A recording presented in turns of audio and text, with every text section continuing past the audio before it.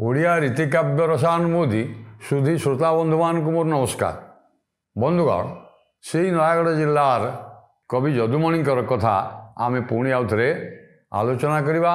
विशेषतः मु या पूर्वर राघविलासर जरता उपाख्यान अर्थात विभाण्डक ऋषिंकर पुत्र जी ऋष्यशृंग को आनिबापी जरता किभली अष्टरत्न थाली ग्रहण करितला एवं कौन सब विविध द्रव्य संभार करी नौकारे विभाण्डक आश्रम को यात्रा करते अन्य सहचरी मान गणिका मान सहित सुंदरी स्त्री मान सहित एवं कौन सब संभार नहीं एवं किभली भाव से ऋष्यशृंग को वशीभूत एवं वशीभूत करी अंगदेश को जो लोमपाद राजा तांको देश को से माने आनिले 12 वृष्टि जो अनावृष्टि होता राज्य में मुझे दुर्भिक्ष पड़ता ये वर्षा आसिले वर्षा हम वर्षा हेले राजा एवं प्रजा समस्ते आश्वस्ति आश्वस्त हे यही जरता बेश्या प्रसंग में आगु प्राय आपण मैंने शुणी किसी आलोचना करी आसतु या परवर्ती पर्याय अर्थात जरता तो जा पहुँची जाइए बाटर आउ कि दिन पर माने ऋष्यशृंग महर्षि पाखे पहुँचे एवं किभली तांकु प्रथम देखा वा प्रथम साक्षात कौन किभली अभ्यर्थना करेंगे एवं से आमको आतिथ्य आमर स्वीकार करेंगे कि ना इत्यादि संभावना भितर आज्ञा से माने जाउछंदी। कवि यही प्रसंग रे कौन वर्णना करिसेंदी राघविलास तृतीय छंदरे आसंतु शुणिबा।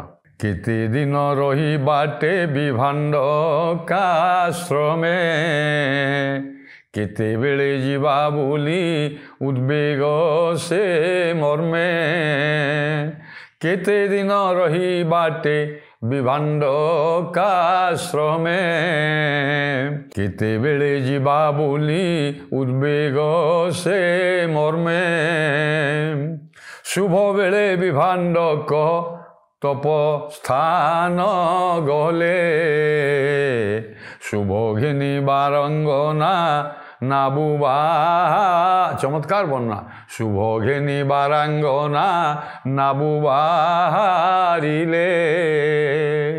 अच्छा यहीपरि भाव से माने नौकार आज्ञा यात्रा करुँच अल्प बाट अच्छी एवं विभाण्डक मुनिंकर आश्रम पाखापाखि से पहुँची गले एवं तथापि टी चिंता करें बसिक किछि दिन जीवा परिया पर जिते जी आज्ञा पाखे आसूची मन से उद्वेलित होची मन से आशंका उद्वेग अरे आमे ऋषि प्रकृत में आमर आतिथ्य आमको स्वीकार करेंगे कि नहीं आमको ग्रहण करेंगे कि नहीं आम कथबार्ता शुणे कि नहीं बा अभिशाप दे पारती नानादी कथा अच्छे ना तेणु केतेबेले जीवा बोली उद्वेग से मर्मे तांकर मनरे उद्वेग भाव अच्छे केतेबेले जाइए आम आश्रम पहुँचवा। यहाँ पर कवि कहते यही समय कौन है देखो आज्ञा मनुष्य जो चिंता करे आज्ञा तार मंगल बाट सब फेटी जाए अर्थात से समय शुभ बेला अमृत लग्न बा महेंद्र बेला देखिकी आज्ञा आ विभाण्डक ऋषि तपस्थान को सी जो तपस्या करती पुओ को एकाकी आश्रम छाड़ी देकर आज्ञा थे तपस्चरण करने ऋष्यशृंग पिता जे विभाण्डक ऋषि चलीगले शुभ बेला देखिकी सी तो सब बड़े आज्ञा तपस्यारत ध्यानरत ना तेणु शुभ बेला देखिकी सी आउ अन्य स्थान को चलीगले। यहीटा जिते परम मुहूर्त यही जरता एवं तार सहचरी मैंने जो जाते आज्ञा तांको यहाँ मध्य गोटे शुभ बेला होगा तेणु कवि कहते शुभ बेले विभाण्डक तपस्थाने गले शुभ घिनी बारांगना नाबू बाहर यही शुभ मुहूर्त आउ मिलबनी या भाविक से बारांगना गणिका बा जरता एवं अन्य सुंदरी बेश्या से जाकरी पहुँचले विभाण्डक आश्रम एवं तापर कवि कौन कहते देखु अंबर नील रंग रे हुई सुमंडित अंबर नील रंग रे हुई सुमंडित अंबर नील रंग रे हुई सुमंडित अंबर नील रंग रे हुई सुमंडित ମୁଁ କହିଥିଲି ଆଜ୍ଞା ଆପଣ ମନେ ରଖିଥିବେ ନିଶ୍ଚୟ ଯେ ଏଇଟା ଆଦ୍ୟଯମକରେ କବି ଲେଖିଛନ୍ତି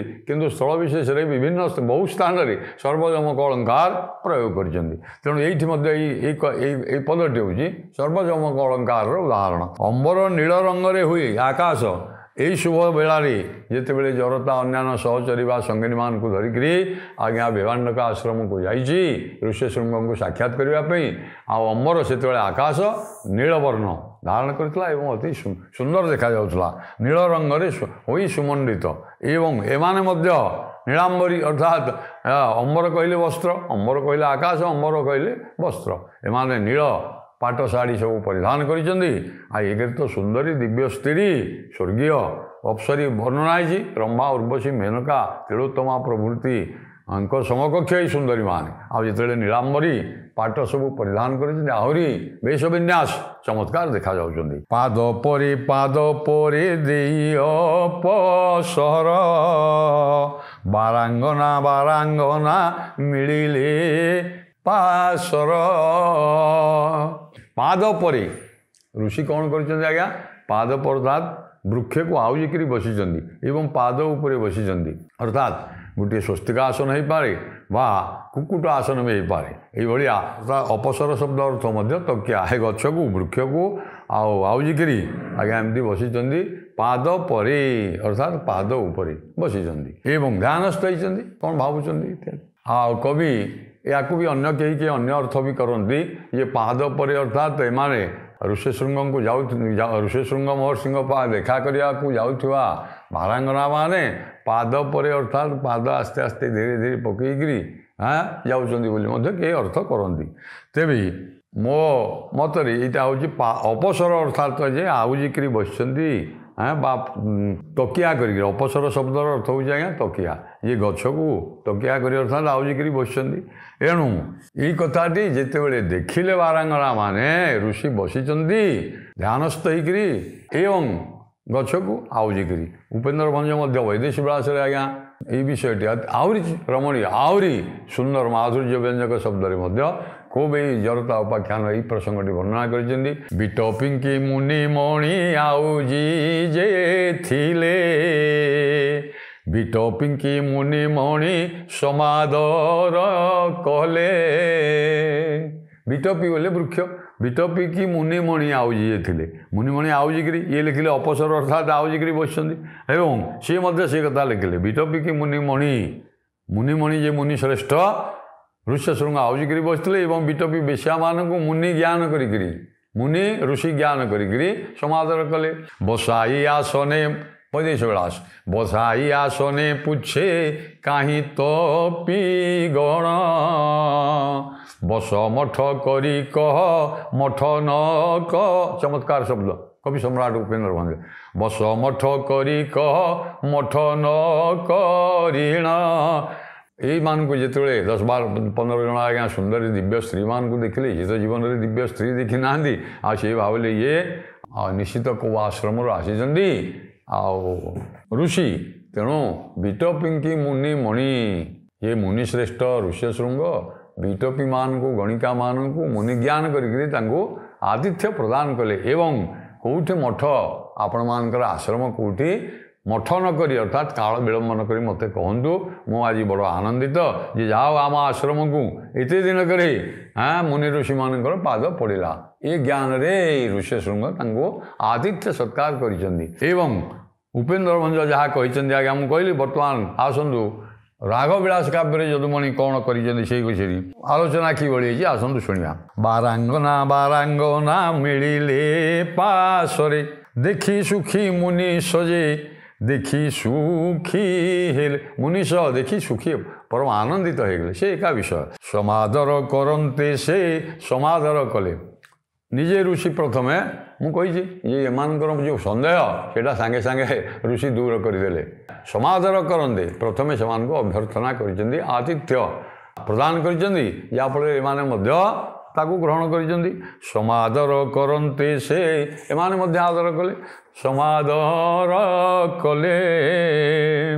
ପୟ ଦେଲେ ଭାଙ୍ଗି ନାରୀ କେଳ ପୟଃପାନେ ତୋଷ ହେଲେ ବିଭାଣ୍ଡ କବାଳ କର୍ପୂର ଅଙ୍ଗରେ ବୋଳି ସ୍ୱାଦ ଫଳ ଦେଲେ କର୍ପୂର କରିଣ ମୁନି ତାହାକୁ ଭୁଞ୍ଜିଲେ ପୟ ଦେଉଁ ଅର୍ଥାତ୍ ଋଷି ଆଜ୍ଞା ଦେଖନ୍ତୁ ଆପଣଙ୍କ ଘରକୁ ଗଲେ ଆରେ ଏ ପାଣି ଟିକେ ଆଣେ ନାଇଁ କି ଯେମିତି ଆମେ କହିଦେଇଛେ କିଏ ବା ପାଣି ଗ୍ଲାସ ପିଇବାକୁ ଦେଉଛି କିଏ ବା ଗୋଡ଼ ହାତ ଧୋଇବାକୁ ମଧ୍ୟ ଦେଉଛନ୍ତି ଋଷି ମଧ୍ୟ ତାଙ୍କୁ ଆତିଥ୍ୟ ସ୍ୱୀକାର କରିଛନ୍ତି ଏବଂ ତାଙ୍କୁ ଅଭ୍ୟର୍ଥନା ଜଣେଇଛନ୍ତି ଏବଂ ପାଣି ପିଇବାକୁ ସବୁ ଯେତେବେଳେ ଦେଲେ ଏମାନେ ମଧ୍ୟ ତାଙ୍କୁ କ'ଣ କରିଥିଲେ ମୁଁ କହିଛି ନାରିକେଳ ଅର୍ଥାତ୍ ପଇଡ଼ ସବୁ ନେଇଥିଲେ ସାଙ୍ଗେ ସାଙ୍ଗେ ପଇଡ଼ ସବୁ ତ କଟା ହେଇକି ଥୁଆ ହେଇଥିଲା ଆଜ୍ଞା ସୁମିଷ୍ଟ ସ୍ୱାଦିଷ୍ଟ ସିଏ ସିନା ଝରଣାର ଜଳ ପିଉଛନ୍ତି କେବେ ପଇଡ଼ ପାଣି ପିଇଛନ୍ତି କି ତେଣୁ ପୟ ଦେଉ ପୟ ଦେଲେ ଅର୍ଥାତ୍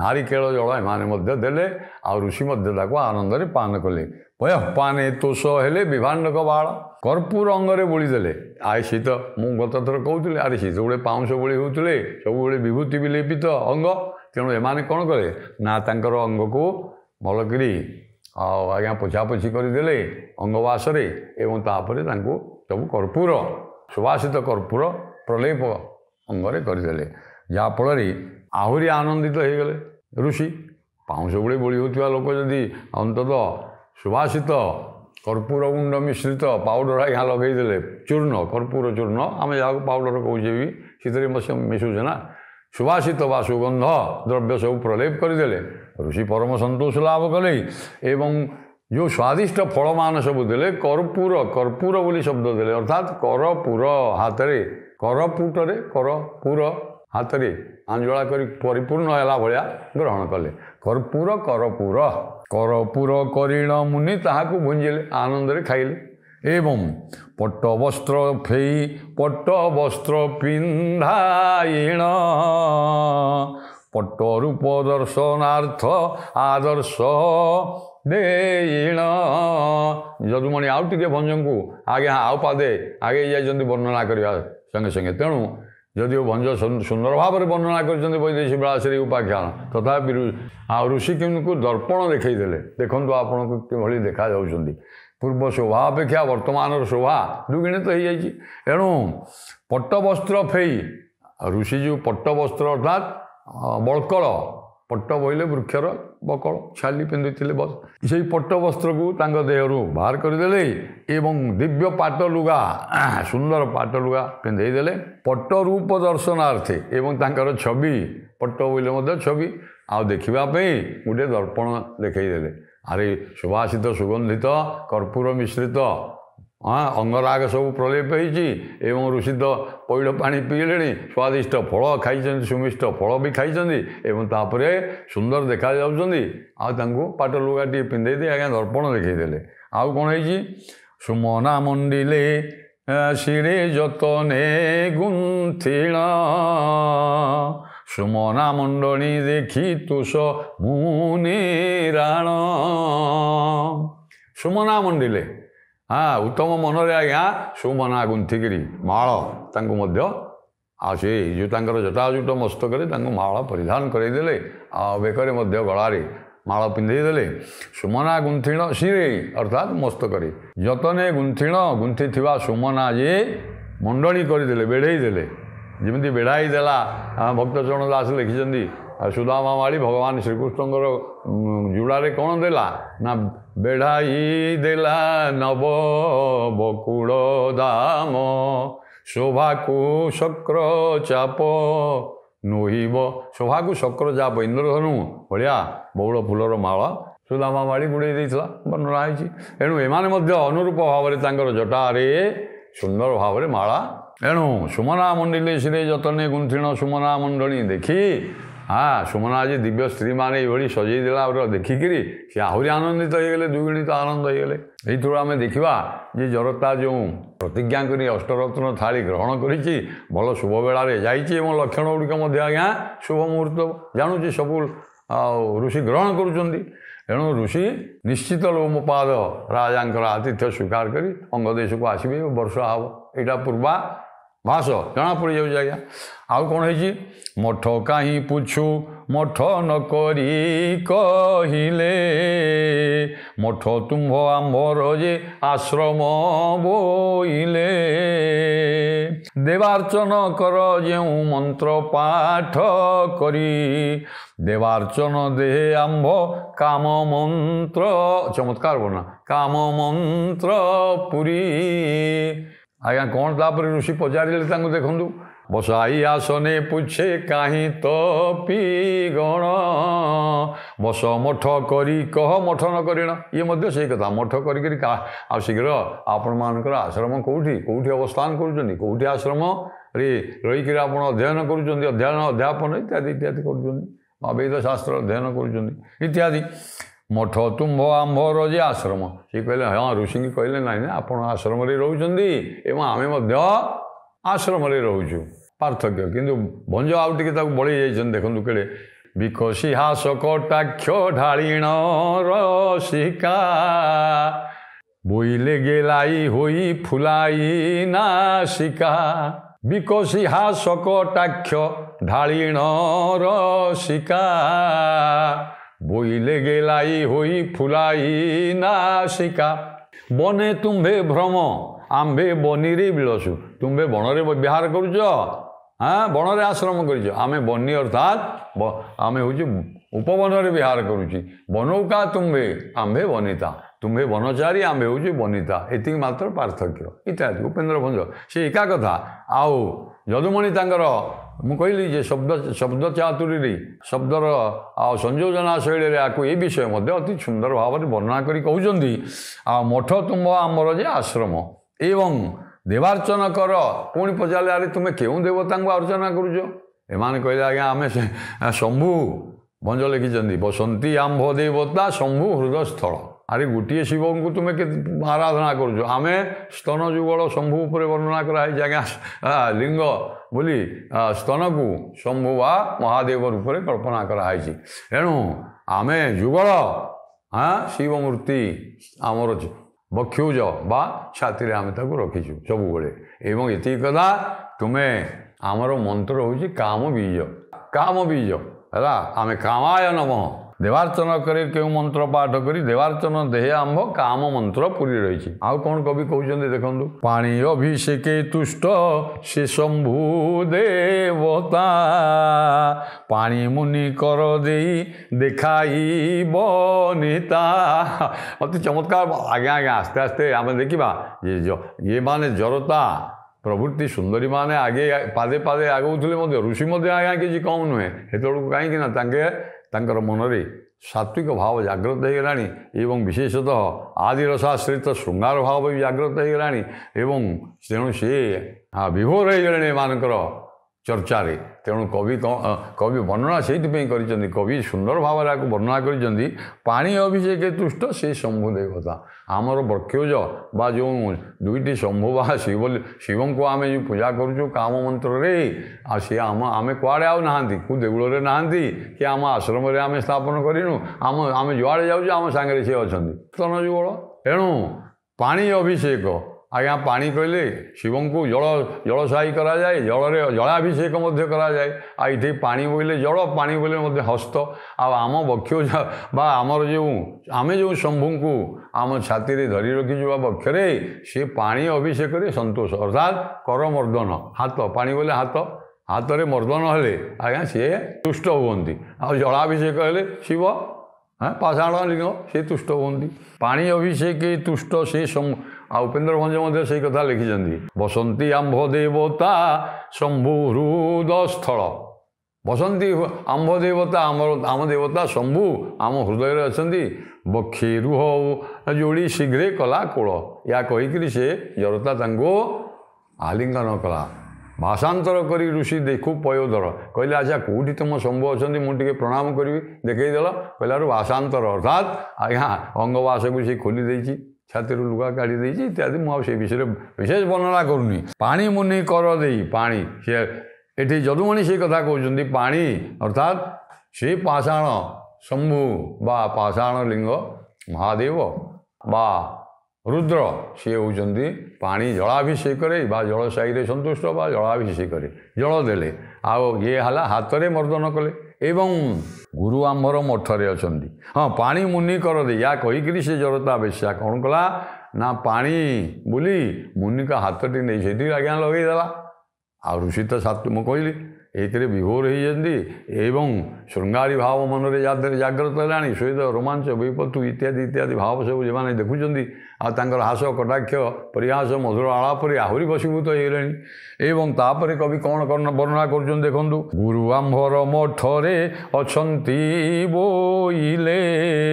गुरु स्नेह मुनि कही आणबटी भले अरे तुमर गुरु कौटी अच्छा अर्थात एपर्यंत आज्ञा जरता नौकार अच्छी अपेक्षा करी सुंदरी मानक पठेगी एणु मु आगुरी कही भंज एक कथा कही बल्लरी अंतरे जाई आरंभिले गीत बल्लकी बजाई कले पंचस्वर जात वीणा वादन कर ऋषिंकर मन को आकृष्ट कर इत्यादि परवर्ती पड़ता यहाँ तापर सी कहला रे तुम गुरु किए से तुम्हें तो सब मुनि आउ जो मैंने आसीच एते तुमर जी प्रधान गुरु हाँ कार्ड गुरु मंत्र जो नहीं से गुरु किए तुम ना गुरु आमर मठरे अच्छा कहले एवं गुरु को आ स्नेह ये कहले हो ताले मठरे जदि अच्छा टे सुविधा हेले आ तुम गुरु को टे आण आम दर्शन लाभ कर कृतकृत्य हबू ये ऋषि ऋष्यशृंग एक कथा कहले बेला अवसाने आसंते मुनिज पाछुटी बेड़ारे भेड़ारे मिलू जरता पुछेटी देखु बेला अवसाने सब आद्य जमक चली